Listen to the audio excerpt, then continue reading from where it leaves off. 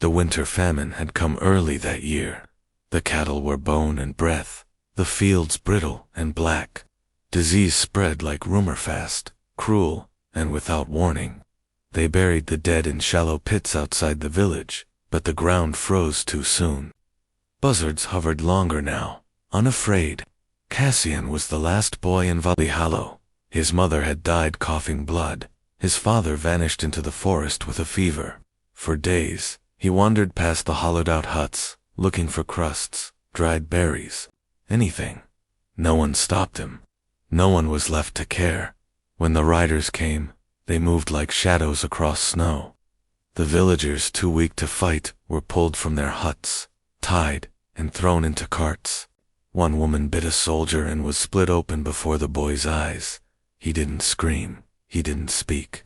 That, more than anything, caught their attention. "Bring him," said one of the knights. Cassian's arms were too thin to resist. The chainmail left welts on his skin as they bound his wrists. He was loaded into the back with sacks of grain and other children, some weeping, some already too dazed to feel. None of them would see their homes again. Days passed in the cart, foodless, water rationed. Cassian watched others fade beside him. He learned not to speak unless asked. The soldiers joked that silence made him holy. One muttered, "He looks like the emperor's dead dove." Another struck him across the mouth for looking up. The city was unlike anything he had. Imagined massive stone walls blackened by soot, churches with broken glass eyes, banners limp with mold. People watched from windows like rats in high cages. Inside the palace, everything smelled of rot, masked by perfumes. Statues of dead emperors, saints, and beasts lined the walls. Cassian was led through without explanation. He didn't ask. The air tasted of incense and decay. Then came the bath. 4 men scrubbed him until his skin bled. His clothes were burned in a furnace. Oil was rubbed into his scalp, his nails filed, his teeth inspected. A robed woman brushed white powder onto his cheeks while whispering something in Latin. When he flinched, she slapped him. "You are Lucerio," she said. "You will respond when spoken to." That night, he was dressed in silks too large, tied in gold ribbon, and presented before a panel of figures cloaked in red. At their center sat the emperor. His face was thin, eyes clouded by laudanum and memory. He didn't speak. One of his priests did. "Lucerio was taken from us. The stars have delivered him anew." Cassian stood still as hands prodded his face, turned his head left and right. He felt no fear, only numbness. "This is him," said the priest. "The child of sorrow reborn." They debated his hair. Was it dark enough? Should it be lightened? Did his lips curve, as Lucerio's once had? Someone suggested cutting his ears to better match an old portrait. No one asked his name. It didn't matter. Later, in a room with golden drapes and a stone floor colder than ice, Cassian was left alone. A eunuch stood by the door, with arms crossed. Cassian whispered, "My name is." The slap knocked him into the wall. The eunuch said nothing, only placed a finger to his lips. That night, Cassian stared into a bronze mirror. White powder, rouge, and oil made his face shine like a painting, but he didn't recognize it. It was like looking at a ghost with his eyes. "You're not real," he said to the reflection. "You're someone else." He pressed his fingers against the glass, half hoping it would shatter, just to prove the thing in front of him was hollow. Behind him, the eunuch stepped forward. "You're Lucerio," he said. "And Lucerio doesn't speak unless spoken to."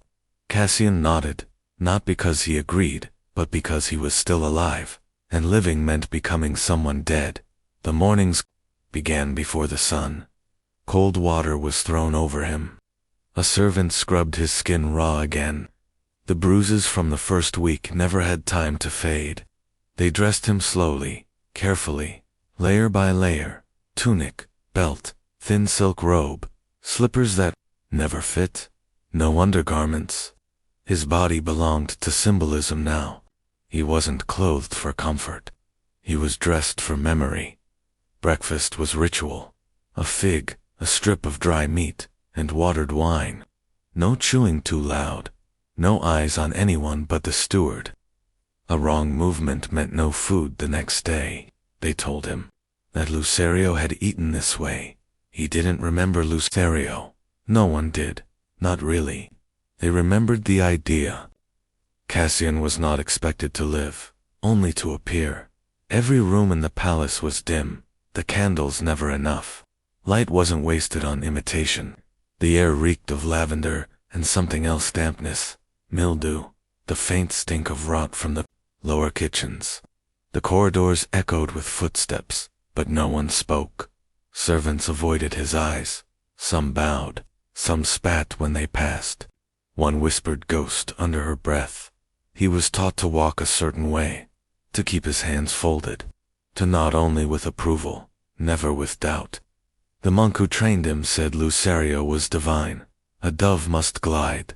You stumble like a rat. Each stumble was punished by kneeling on salt. He asked once if he could read. The monk slapped him, then made him kiss a parchment soaked in holy oil. Read only what you're given. The rest was never meant for you. Cassian spent that night repeating syllables in Latin he barely understood, mouthing prayers for a soul he never owned. In the afternoons, he sat in the garden while the emperor slept. The garden was overgrown, ivy curling over old statues and broken marble benches.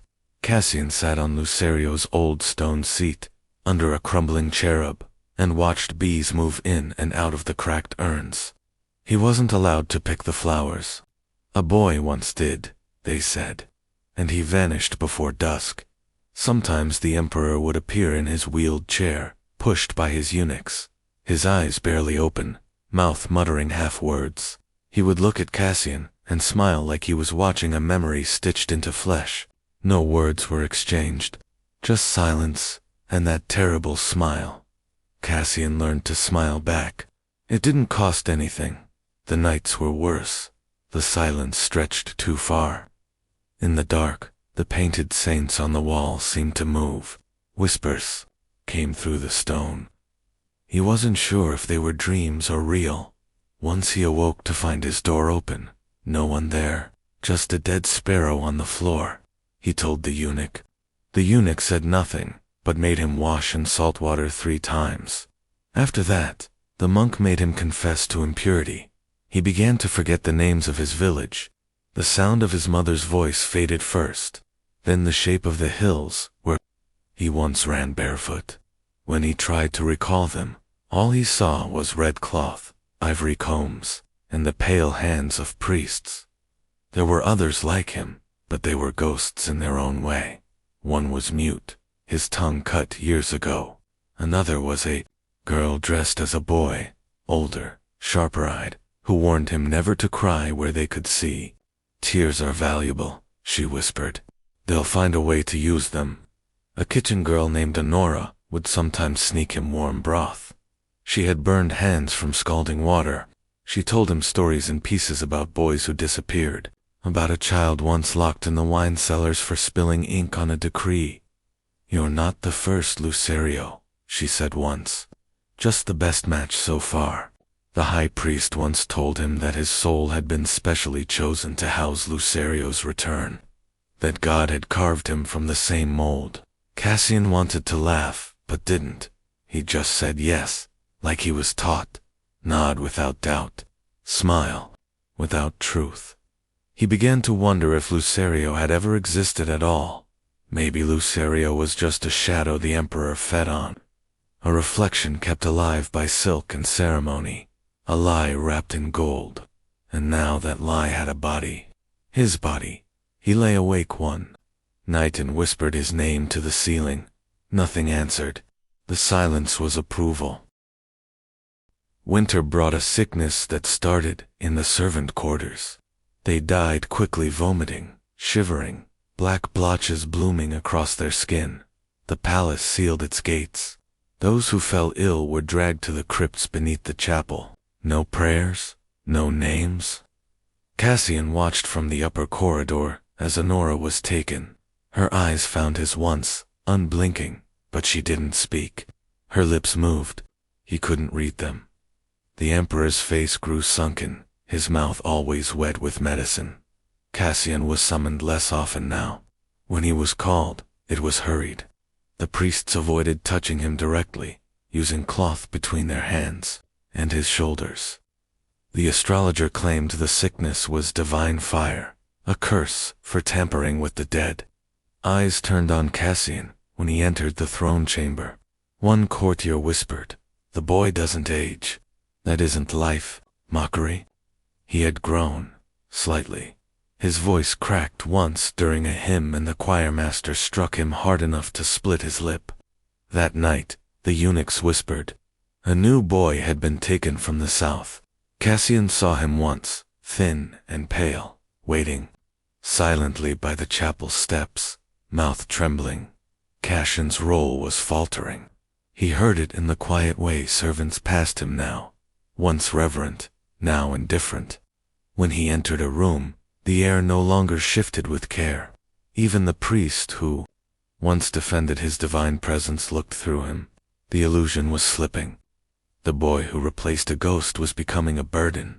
He tried to speak to the emperor during one of the few audiences he was granted. "I dream of birds," he said, desperate for reaction. The emperor didn't answer. His hand trembled as he reached out, fingers brushing Cassian's cheek, then falling away. No recognition, only exhaustion. Soon after, Cassian was accused of impurity. A servant claimed he had spoken in tongues during the night. Another said he tried to flee through the scullery. It didn't matter if any of it was true. The accusation was enough. The high priest ordered a purification rite. He was dragged to the courtyard, stripped, and doused in freezing water until his limbs locked. They tied his wrists above the chapel gate. The priest chanted in Latin, voice cracked and trembling with fever. Cassian said nothing. He bit the inside of his cheek until he tasted blood, but he didn't cry. The next day he was locked in the crypt below the garden. It was cold, silent, and full of forgotten bones. Rats ran between the stones. There was no bed, only straw that reeked of mildew. He stayed there 2 nights. No light, no food. Only the sound of dripping water and his own breathing. In the dark, he whispered his name again, then stopped. It didn't sound right anymore. When they pulled him out, he couldn't walk. The monk who fed him offered a crust of bread and said nothing. No one asked if he had sinned. No one asked if he had learned anything. The court was preparing for Lent. The palace grew quieter. The emperor no longer left his chambers. Cassian was left to wander the hall outside the throne room, ignored by most. He heard plans, whispered, a new heir, a marriage, the emperor's council, shifting power. The image of Lucerio, his image no longer served their needs. He returned to the garden bench. The ivy had overgrown the cherub now.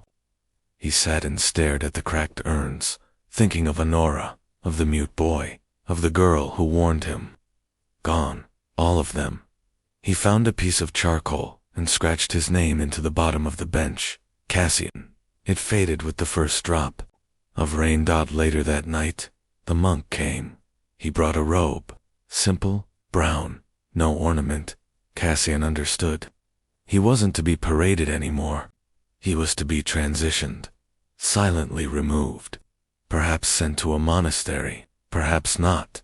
He asked the monk, "Will I be buried as Lucerio?" The monk didn't answer, only placed the robe at his feet and left. Cassian sat there for a long time, watching the wax of his last candle melt. The palace didn't need him anymore. Lucerio had faded, and he wasn't anyone else, just a body left behind. The fever reached the palace in full before spring thawed the outer gates. One by one, the remaining staff fell silent. Hallways once filled with muttering priests and cautious steps emptied. Doors stayed shut, the drapes left undrawn. No bells rang for prayers. The emperor's wing was sealed. Words spread and hushed. Tones he had died in his sleep, or perhaps in agony. No one knew. No one cared to know. Cassian was not summoned. Days passed, with no instructions. Meals stopped arriving. He crept through the halls, barefoot, dressed in the plain robe they'd given him. Dust coated the marble. Rot hung in the air. A single servant passed him once, carrying nothing, eyes hollow. She did not stop. He went to the garden and found the bench overgrown. His name was gone. He found food in the lower kitchens, molded bread, half-frozen apples. No guards, no orders. Even the monks were gone. The palace had become a tomb. He slept where he could, near cold stoves, under cloaks he pulled from storerooms. He stopped shaving, stopped caring how he looked. No one watched anymore. He didn't speak. There was no one to hear him. One morning, he heard footsteps and followed them down to the chapel. 2 men in dark cloaks were loading bones into sacks. One looked up, startled, but did not speak. Cassian asked where they were taking them. The man replied, "No records, no names, burnt or buried." Then added, "Orders from the new council." He asked if the emperor was dead. The man shrugged, "Dead or forgotten, it's the same." Cassian walked the upper halls that day, peeking into rooms once forbidden to him. In the emperor's chamber, the bed was stripped, the rugs gone. A scent of incense clung to the air, mixed with rot. A single slipper lay turned on its side beside the bed.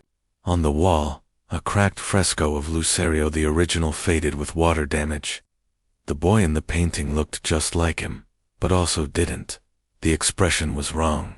The eyes were empty. He left the room and didn't return. That night, the fever reached him. He awoke, shaking, breath short, vision swimming. He lay curled under a tapestry, clutching his chest. He whispered his name, not Lucerio, not the one they'd carved, but his own. Cassian. He whispered it over and over, like a prayer. Though he knew no one was listening. 2 days passed. The fever burned through him, but did not kill him. He crawled to the chapel stairs, dragged himself to the altar, and collapsed there. No one stopped him. No one noticed. He dreamt of Honora's hands, burned and trembling, lifting bread to his mouth. He dreamt of the salt floor, of rats in the crypt, of the mirror that never showed his face.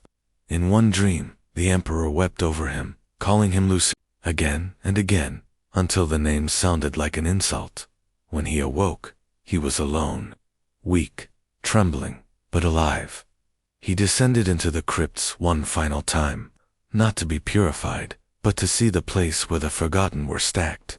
Bones bundled, in cloth, names never recorded, no prayers, no candles, just the cold. He found a wall near the back, with a shard of pottery. He scratched his name into the stone. Not bold, not large, just enough to exist. Cassian, he didn't wait for death. He left the palace before dusk, past the fallen gates, through the overgrown path, into the outer city, where no one remembered the emperor or his ghost boy. He begged when he had to, worked where he could. Years passed. No one asked his past. He never gave it in time. He lost the habit of silence, but the name stayed.